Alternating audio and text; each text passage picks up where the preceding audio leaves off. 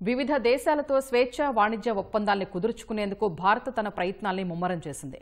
వాణిజ్య విస్తరణ సహా దీర్ఘకాలిక వృద్ధి అవకాశాన్ని అందిపుచ్చుకోవడానికి అమెరికా, ఐరోపా సమాఖ్య, ఆస్ట్రేలియా, శ్రీలంక సహా పలు దేశాలతో వాణిజ్య ఒప్పందాల్ని కుదుర్చుకునేందుకు చర్చలు జరుపుతోంది.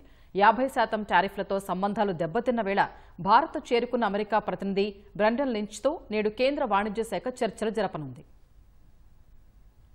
2047 నాటికి వికసిత్ భారత్ సాకారం కావాలంటే భారత్ తన వాణిజ్యాన్ని మరింత విస్తరించుకోవడం కీలకం. ఇందుకోసం వివిధ దేశాలతో స్వేచ్ఛా వాణిజ్య ఒప్పందాలు లేదా ద్వైపాక్షిక వాణిజ్య ఒప్పందాల్ని కుదుర్చుకోవాలి. ప్రస్తుతం భారత్ అదే పనిలో నిమగ్నమైంది.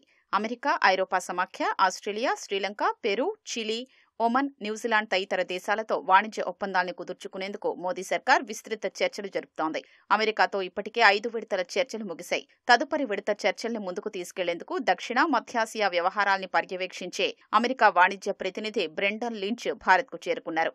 ప్రతిపాదిత ద్వైపాక్షిక వాణిజ్య ఒప్పందంపై కేంద్ర వాణిజ్య శాఖ ప్రత్యేక కార్యదర్శి రాజేష్ అగర్వాల్తో బ్రెండన్ లించ్ ఇవాళ చర్చలు జరపనున్నారు.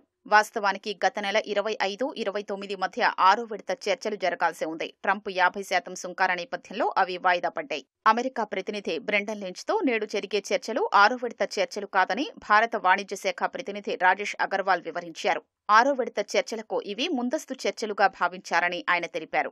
అయితే వాణిజ్య ఒప్పందంపై ఖచ్చితంగా చర్చలు జరుగుతాయని ఆయన అన్నారు. అమెరికా, భారత్ మధ్య ఒప్పందం ఖరారుకు ఈ చర్చలు ఎంతవరకు వెళతాయో చూడాలని పేర్కొన్నారు.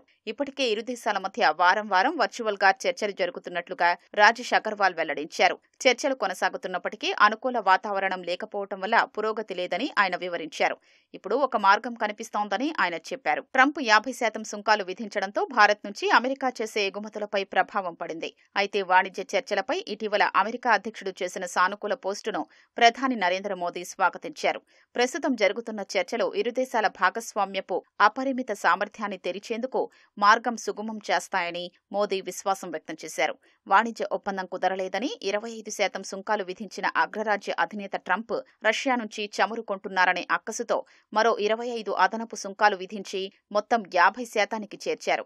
50% సుంకాలు అమల్లోకి రావడంతో భారత్, అమెరికా మధ్య సంబంధాలు క్షీణించాయి. ఈ నేపథ్యంలో నేడు జరిగే చర్చలు ఎంతవరకు కొలిక్కొస్తాయో అని భారత వాణిజ్య, వ్యాపార వర్గాలు ఆసక్తిగా ఎదురుచూస్తున్నాయి. ఐరోపా సమాఖ్యతోనూ స్వేచ్ఛా వాణిజ్య ఒప్పందంపై చర్చలు కొనసాగుతున్నాయి. ఈ నెల 8 నుంచి 12 మధ్య 13వ విడత చర్చలు ముగిశాయి. అందులో వ్యవసాయం, డిజిటల్ ట్రేడ్, మేధో సంపత్తి హక్కులు సహా పలు అంశాలపై చర్చలు జరిగాయి.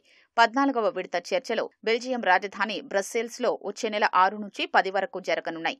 ఆస్ట్రేలియాతో ఇప్పటికే ఆర్థిక సహకార, వాణిజ్య ఒప్పందం అమల్లో ఉండగా దాన్ని స్వేచ్ఛా వాణిజ్య ఒప్పందం దిశగా విస్తరించాలని భారత్ కృషి చేస్తోంది. ఇప్పటికే ఆ దేశంతో 11 విడతల చర్చలు జరిపింది. New Zealand, Sri Lanka, Oman, Chile, Peru తదితర దేశాలతోనూ ద్వైపాక్షిక వాణిజ్య ఒప్పందం కోసం భారత్ చర్చలు జరుపుతోంది. శ్రీలంకతో ఇప్పటికే 14 రౌండ్ల చర్చలు జరిగాయి. ఒమన్తో 5 విడతల చర్చలు జరగగా ప్రస్తుతం తుది ఒప్పందం కోసం కసరత్తు జరుగుతోంది. ఈ ఏడాది చివరి నాటికి ఒమన్తో వాణిజ్య ఒప్పందం కుదిరే అవకాశం ఉంది. చిలీతో 4వ విడత చర్చలు అక్టోబర్లో, పెరుతో 9వ విడత చర్చలు నవంబర్లో జరగనున్నాయి. ఆయా దేశాలతో వాణిజ్య ఒప్పందాలు కుదిరితే ప్రపంచ వాణిజ్యంలో భారత పాత్ర మరింత విస్తరిస్తుందని నిపుణులు చెబుతున్నారు. తద్వారా అభివృద్ధి చెందిన దేశంగా అవతరించడానికి భారత్కు అవకాశం ఉంటుందని అంటున్నారు.